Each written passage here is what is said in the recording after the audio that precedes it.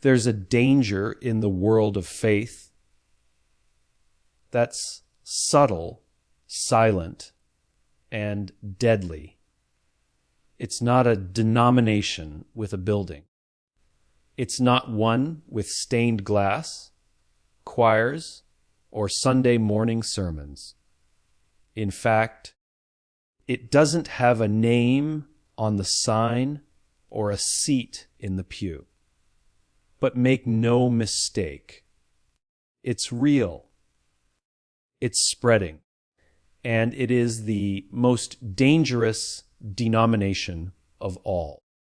It's called Conformianity.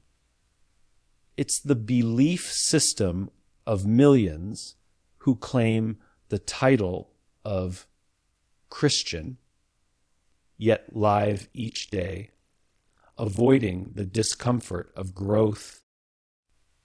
The cost of commitment and the responsibility of conviction. It doesn't ask you to be brave. It just asks you to blend in. It doesn't call you to change the world. It just wants you to protect your image. This is the silent killer of purpose, the enemy of passion, the great suffocator of calling. Comfort is one of the most deceptive forces in a person's life. It doesn't come with red flags or loud warnings. It doesn't demand attention or announce its presence. Instead, it slips in quietly, disguised as rest, peace, or even wisdom. But over time, it begins to erode the very core of your purpose. When someone chooses comfort over calling, they trade their potential for predictability. It feels safe, but in reality, it's silently robbing them of growth, strength, and the transformation they were born to experience. People don't usually wake up one day and decide to settle. It happens slowly. They stop taking risks. They stop challenging their own mindset. They stop showing up fully. They begin to measure their lives by how easy it is instead of how meaningful it is. And before they know it, they're living on autopilot, going through the motions, checking all the boxes, but feeling no fire, no urgency, no sense of mission. That's what comfort does. It lulls you to sleep while your purpose fades into the background. The most tragic part is that most people don't even realize it's happening. They think being comfortable is a sign that they're doing well. They've got a steady routine, predictable income, a calm schedule, and few disruptions. But if you ask them if they feel fulfilled, if they feel deeply alive, if they're doing something that demands everything from them, they'll pause. That pause is the truth speaking. Because deep down, they know they were made for more. They know there's something within them that's being ignored. Comfort has become a cage dressed like a couch. Growth has never and will never live in comfort. every major breakthrough, every defining moment, every personal victory in life happens when a person chooses to step into discomfort. Whether it's saying yes to something that scares them, walking away from something that no longer aligns, or speaking a truth that's unpopular, real transformation always requires tension. It requires pressure. It requires pain. That's where purpose starts to wake up. That's where strength is forged. That's where character is built. When you stay in comfort for too long, your capacity shrinks. You begin to doubt yourself. You hesitate more. You second guess every decision. You overthink every move, not because you're weak, but because you haven't stretched. You haven't exercised the muscles of resilience, courage, or grit. Comfort weakens you slowly until even small challenges start to feel overwhelming. And the dreams you once had, they don't die quickly. They just fade. They become memories of what you thought you'd do instead of momentum toward what you still can do. Comfort is seductive because it convinces you that ease is the goal. But ease is not the goal. Impact is. Fulfillment is. Legacy is. And none of those things live in the realm of the easy. They demand sacrifice. They demand effort. And they demand discomfort. Comfort asks nothing from you, but it also gives nothing back.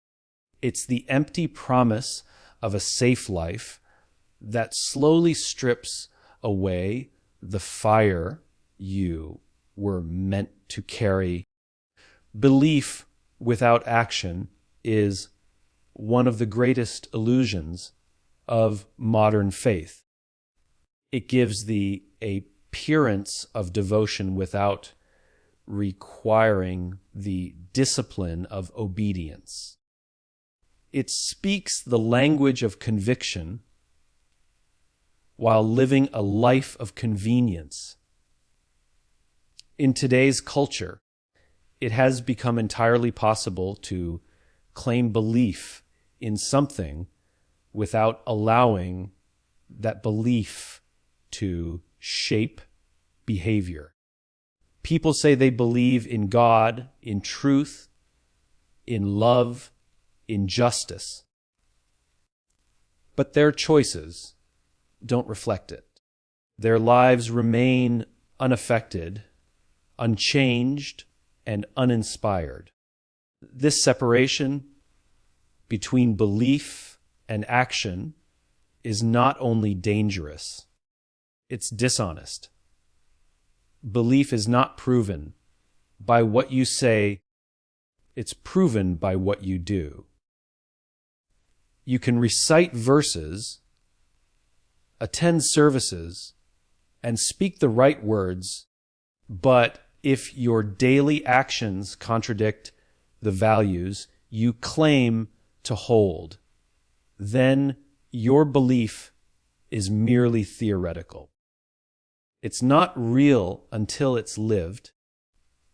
There's a difference between agreeing with something in your mind and aligning your life with it. Alignment costs more. It asks more. It changes your priorities, your decisions, and your lifestyle. belief that doesn't cost you comfort. Convenience or reputation isn't belief, it's branding. When belief becomes a label instead of a lifestyle, it loses its power to transform. Labels are easy. Anyone can wear them. But living out what you believe takes courage. It takes discipline. It takes dying to yourself in the small, quiet choices no one else sees. It shows up in how you treat people who can do nothing for you. It shows up in whether you speak up when it's risky or stay silent to protect your image. It shows up in how you handle pressure, pain, and power. We live in a time where performance often replaces principle. Image is prioritized over integrity. The question people ask is no longer, what is true? But what will make me look good? And yet, belief that isn't tested is never trusted. You don't know what someone truly believes until they're placed under pressure. You don't know your own beliefs until you're forced to choose between what's easy and what's right. That's where your beliefs stop being words and start becoming your identity. True belief creates tension. It pulls you away from the crowd. It challenges your instincts. It confronts your excuses. It holds you accountable. That kind of belief is rare because it's raw. It doesn't hide behind religion. It doesn't settle for looking spiritual. It demands that you build your life around what you claim to stand for. It doesn't allow for double standards. It doesn't let you separate your faith from your finances, your relationships, your habits, or your goals. You can't say you believe in forgiveness and hold on to bitterness. You can't claim to believe in generosity and live selfishly. You can't say you stand for truth and then compromise when it's convenient. What you do will always speak louder than what you say. The world is not changed by belief that stays in your head. It's changed by belief that takes root in your hands, your heart, and your habits. Real belief moves you. It stretches you. It demands a response every single day. Playing it safe is playing it small. It's the decision to live beneath your potential under the false illusion that avoiding risk means avoiding regret. But the real tragedy isn't failure. It's never trying. The desire to protect yourself from the unknown, the uncomfortable, and the uncertain may keep you safe, but it will also keep you stagnant. Every great leader, every world changer, every voice that shaped history had to face the moment where safety and significance could not coexist. One had to be chosen. And those who chose significance did so knowing that playing it safe would never take them where they were meant to go. Safety often disguises itself as wisdom. It says, don't be foolish. Wait until the timing is perfect. Don't step out until you're fully prepared. Don't risk your reputation. Don't challenge the system. But what it's really saying is, don't move. Don't speak. Don't lead. Don't grow.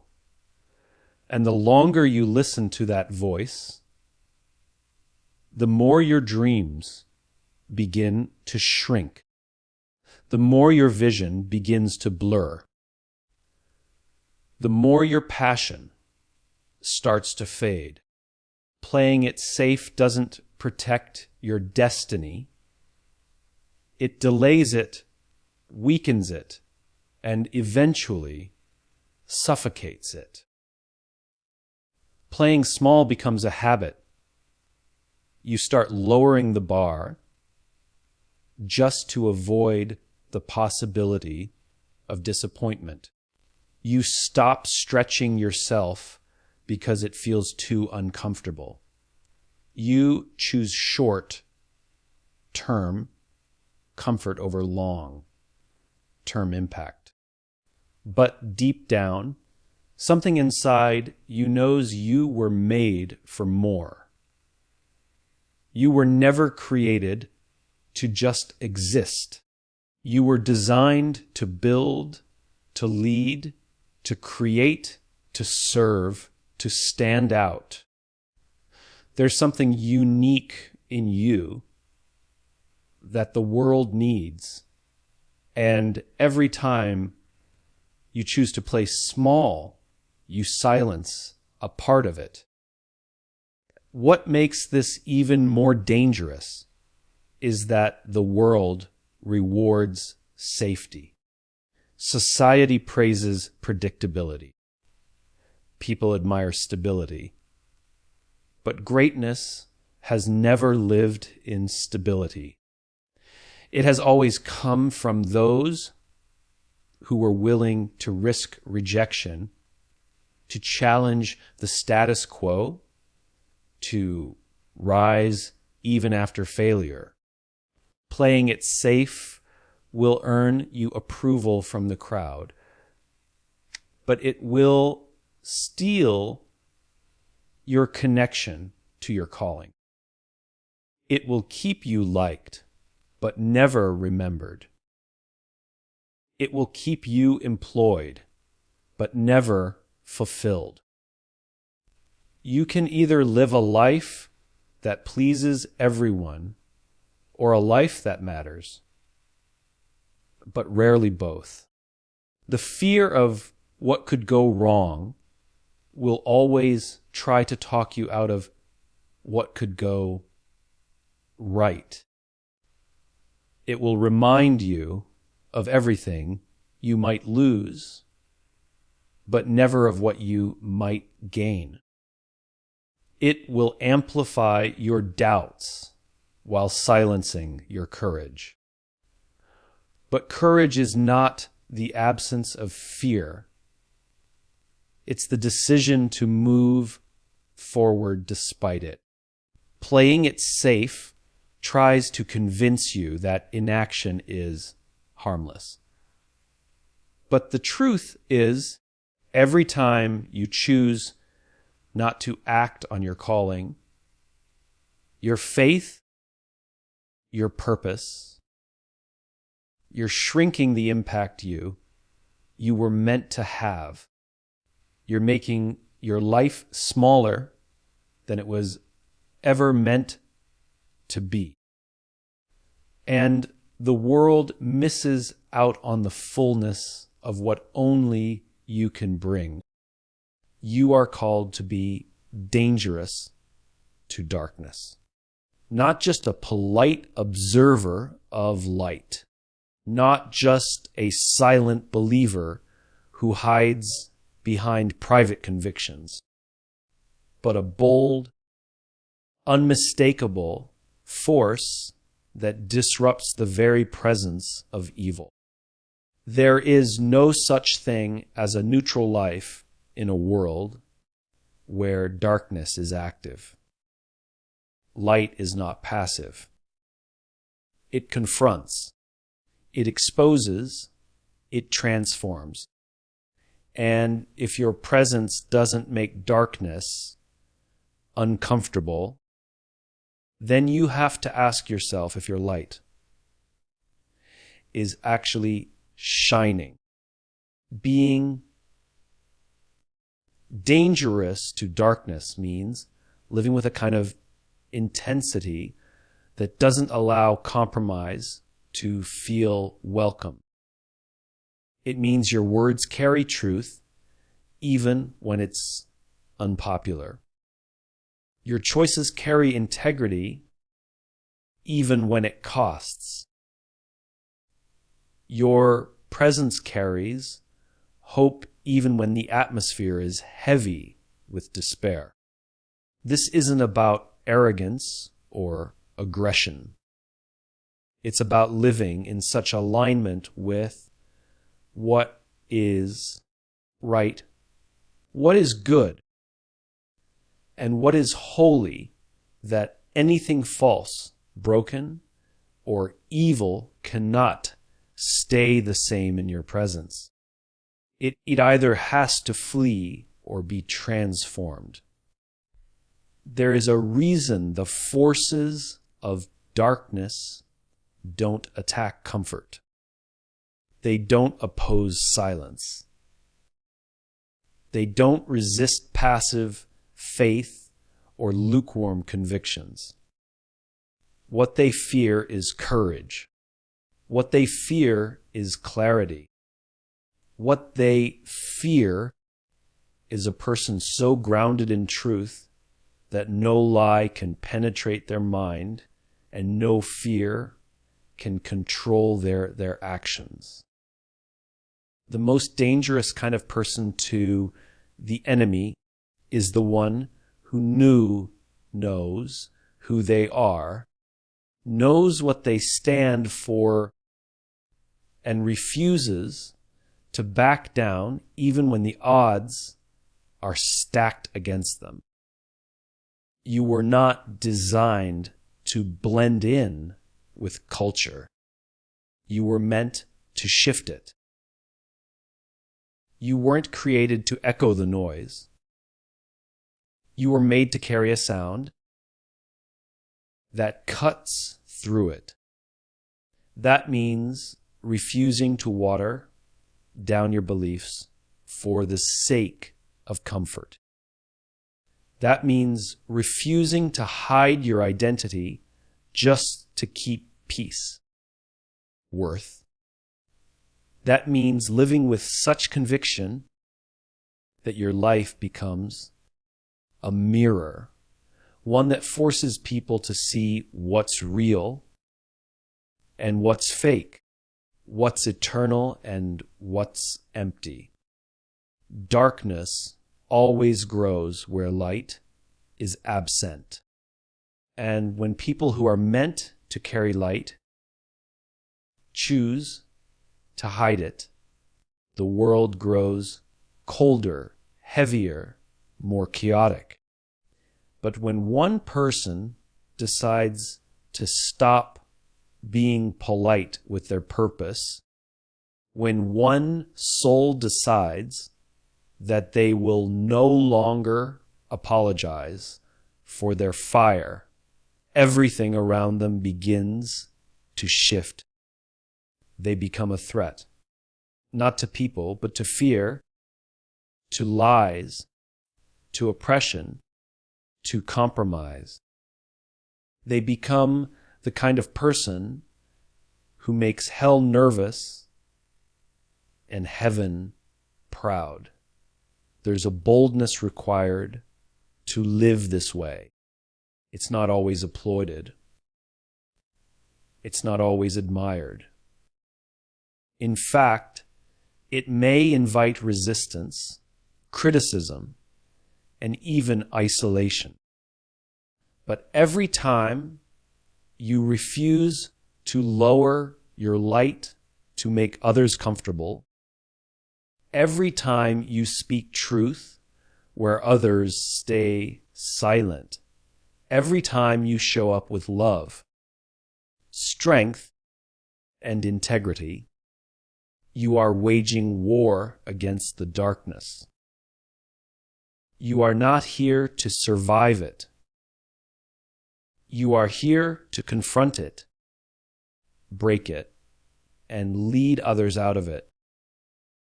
You are the church, not the building you visit on Sunday, not the name on the sign outside, and not the structure of leadership within an organization. The real church was never meant to be confined to a space or a schedule. It was always meant to be alive within people, moving, serving, healing, leading, and loving in every place they step into. The moment you think the church is just a place you go is the moment you surrender your personal responsibility to be the very thing you admire from afar. The true church is not something you attend. It's something you embody. Too many people are waiting for the church to lead, forgetting that they are the leaders they're waiting for. They look around for someone to start something, to fix something, to stand up, to speak up. But the call was never to watch someone else be the church. It was to be it yourself. You don't need a microphone to lead. You don't need a stage to serve. You don't need permission to act in love, truth, and boldness. You carry within you the power, the authority, and the commission to influence the atmosphere wherever you go. It's in the simple moments where the church is most alive. When you choose to listen instead of judge, when you forgive even when it hurts, when you see someone in need and meet that need, not because it's your job, but because it's your nature. That's what the church looks like. Looks like showing up with consistency when others only show up for convenience. It looks like living with such integrity that people who've never stepped foot in a sanctuary still encounter the Spirit of God through your presence. Being the church means understanding that your life speaks louder than your attendance. Worth, it means knowing that every conversation is an opportunity to reflect grace. Every interaction is a chance to be light. Every decision is a chance to show a different way to live. You don't just represent belief system. You carry the culture of heaven into the world. And that culture doesn't depend on location, lighting, or a worship team. It depends on obedience. It depends on people who are willing to stop waiting for a move of God and instead become one. If you believe the church should be more generous, then lead with generosity. If you wish the church would be more compassionate, then be the first to show compassion. If you see areas that are broken or unjust, don't just point them out. Step into them with courage and intention. The answer is not somewhere out there. It's already inside you. You were given hands to serve, a voice to speak, and a heart to carry the message of hope. You are equipped. You are chosen. You are planted where you are on purpose. The world doesn't need more spectators of faith. It needs people who live it out when no one is watching, who lead with love when it's hardest, and who understand that the mission isn't on hold just because Sunday is over. Courage is the currency of transformation. Nothing meaningful ever shifts in your life without the presence of courage. It's the invisible fuel behind every breakthrough, every step into the unknown. Every decision to rise when it would be easier to stay down. Courage doesn't wait for fear to disappear. It stands up in the middle of it. It doesn't ask for a guarantee. It moves with faith in what cannot yet be seen. When a person chooses courage, they are choosing to put their comfort on the line for the sake of growth, truth, and purpose. And it's in that space between the fear of failure and the willingness to act anyway. That transformation begins. Most people live their entire lives negotiating with fear. They wait for clarity before making a move. They wait until the cost feels smaller, until the path seems more secure, until the approval of others is certain. But transformation is never birthed in certainty. It's born in the fire of risk. It's born in the tension of stepping out not knowing how it will all work out. And courage is what builds the bridge between who you are today and who you are becoming. Without it, the journey never begins. Courage is not loud or dramatic. In fact, most of the time, it's quiet. It's choosing to forgive someone hurt you deeply. It's getting up again after a painful failure. It's having the hard conversation you've been avoiding. It's setting a boundary that others may not understand. It's making a decision to walk in integrity when it would be easier to cut corners. These are the moments when character is formed and lives begin to change.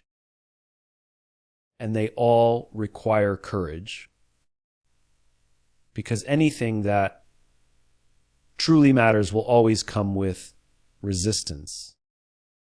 Transformation isn't a single event. It's the accumulation of countless courageous choices. It's built one moment at a time. When you choose to lead when others follow, to give when others hard, to speak up when others stay silent, to remain faithful when it feels pointless. Every courageous choice plants a seed in the soil of your life. And over time, those seeds grow into strength, resilience, wisdom, and influence. The person who once hesitated becomes the person others now look to. The voice that once trembled becomes the voice that now commands change. You cannot expect a transformed life while living in fear. You cannot demand growth while clinging to the safety of what's familiar. Courage asks you to trade what is easy for what is meaningful. It asks you to stand alone when necessary, to take the risk even when others say it's foolish. It's the quiet voice that reminds you there's more in you than you're using. And the more you respond to that voice, the louder it becomes. Over time, courage becomes less of a decision and more of a way of life. You stop asking, "What if I fail?" and start asking, "What if I never try?" Because at some point, you realize that fear may protect your pride, but it will never produce your purpose.